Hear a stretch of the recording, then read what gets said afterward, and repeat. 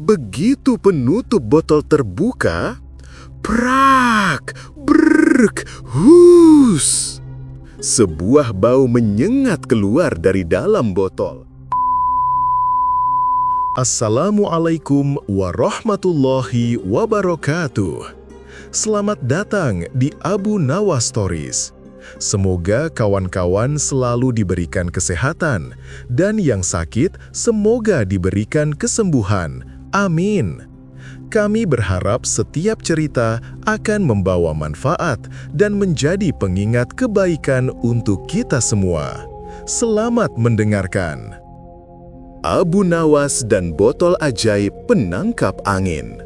Pada suatu pagi yang hangat di Baghdad, ketika burung-burung baru saja bangun dan para pedagang mulai membuka kios, seorang utusan istana berlari-lari kecil menuju rumah Abu Nawas. Nafasnya tersengal seperti habis dikejar kambing liar. "Wahai Abu Nawas, Paduka Harun al-Rashid memanggilmu segera," serunya sambil membetulkan serbannya yang hampir terjatuh. Abu Nawas yang saat itu sedang menyapu halaman tersenyum tipis. "Jika Tuan Khalifah memanggilku pagi-pagi begini, pasti ada urusan yang lebih rumit dari rambut perempuan yang kusut." Tanpa banyak bicara, ia mengikuti utusan itu menuju istana. Setibanya di istana, Harun al-Rashid menyambutnya dengan anggun, namun wajah sang khalifah kelihatan cemas, seperti seseorang yang sedang menahan sesuatu yang tidak pantas disebutkan. "Abu Nawas," kata Harun al-Rashid sambil memegangi perutnya, "akhir-akhir ini aku sering merasakan perutku sakit. Kata tabib istana, aku terkena serangan angin." Abu Nawas mengangkat alisnya. "Ampun Baginda, angin macam apa yang menyerang Paduka hingga membuat istana resah?" "Itulah yang ingin aku ketahui," jawab sang khalifah. Sultan mencondongkan tubuhnya, lalu mengeluarkan perintah yang membuat seluruh penjaga kaget. "Tangkap dan penjarakan angin itu untukku." Abu Nawas tertegun. "Ampun Baginda, apa hamba tidak salah dengar?" Harun al-Rashid menggeleng tegas. "Tidak salah, aku beri kau waktu 3 hari untuk menuntaskan perintah ini." Abu Nawas menunduk hormat.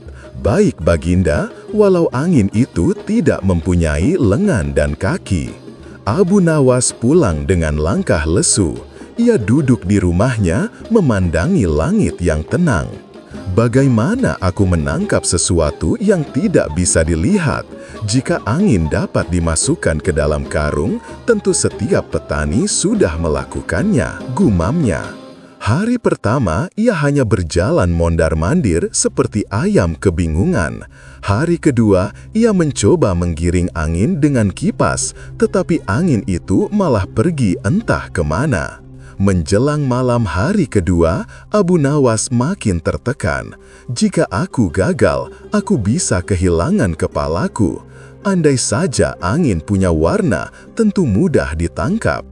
Ia coba tidur, tetapi setiap kali ia memejamkan mata, angin bertiup dari jendela. Ia berteriak kesal, "Wahai angin, kalau kau hendak kabur, jangan lewati jendelaku." Namun angin tetap tidak peduli. Pada malam hari ketiga, Abu Nawas duduk termenung. Bulan bersinar pucat, angin malam berhembus lembut, dan suara jangkrik terdengar seperti sedang mengolok-oloknya. Tiba-tiba, sebuah pikiran melintas.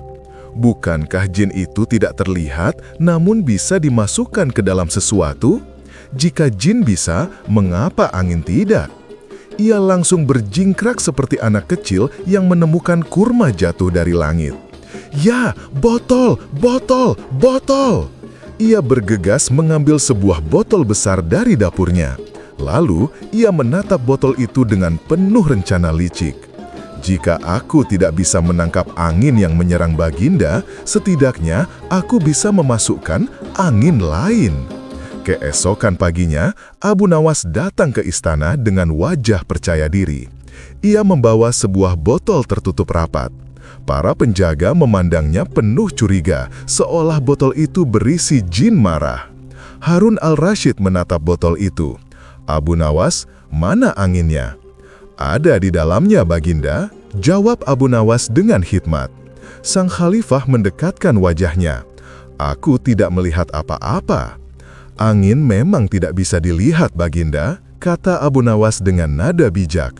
"Tetapi, jika Baginda ingin membuktikan bahwa angin itu benar-benar ada, silahkan buka tutupnya." Dengan penuh wibawa, Harun al-Rasyid membuka penutup botol. Begitu penutup botol terbuka, prak, bruk, hus. Sebuah bau menyengat keluar dari dalam botol, membuat para penjaga mundur serentak seperti tentara kalah perang. Harun al-Rasyid menutup hidungnya. "Astagfirullah, bau apa ini, Abu Nawas?" Abu Nawas langsung bersujud ketakutan. "Ampun, Baginda, tadi hamba menangkap angin yang hamba keluarkan sendiri sebelum ia sempat menyerang orang lain. Hamba memasukkannya ke dalam botol agar tidak kabur. Itu sebabnya baunya asli." Para penjaga ingin tertawa, tetapi mereka menahan diri karena takut. Sementara sang khalifah memandang Abu Nawas dengan campuran malu, geli, dan sebal. Namun setelah beberapa saat, Harun al-Rasyid tertawa keras hingga menepuk-tepuk perutnya. "Wahai Abu Nawas, walau caramu menjebak angin sangat mencurigakan, tetapi sungguh masuk akal. Kau memang tidak pernah kehabisan akal." Sebagai tanda penghargaan, Harun al-Rasyid memberikan hadiah uang dan kain halus kepada Abu Nawas. Sambil menerima hadiah itu, Abu Nawas berkata, "Semoga dengan ini, angin yang membuat perut Baginda sakit tidak kembali. Dan jika kembali, hamba sarankan Baginda menangkapnya sendiri." Sultan tertawa lagi. Dan demikianlah Abu Nawas kembali ke rumah dengan dada ringan sambil berkata dalam hati, "Bukan angin yang berbahaya, tapi orang yang menyuruhnya ditangkap." Baghdad pun kembali dipenuhi tawa. Terima kasih telah mendengarkan cerita Abu Nawas di Abu Nawas Stories Channel. Jangan lupa like, subscribe, dan nyalakan loncengnya agar tidak ketinggalan cerita berikutnya. Jika ada cerita Abu Nawas yang ingin kawan-kawan dengar atau ingin kami ceritakan kembali, silahkan posting komentar ya. Terima kasih.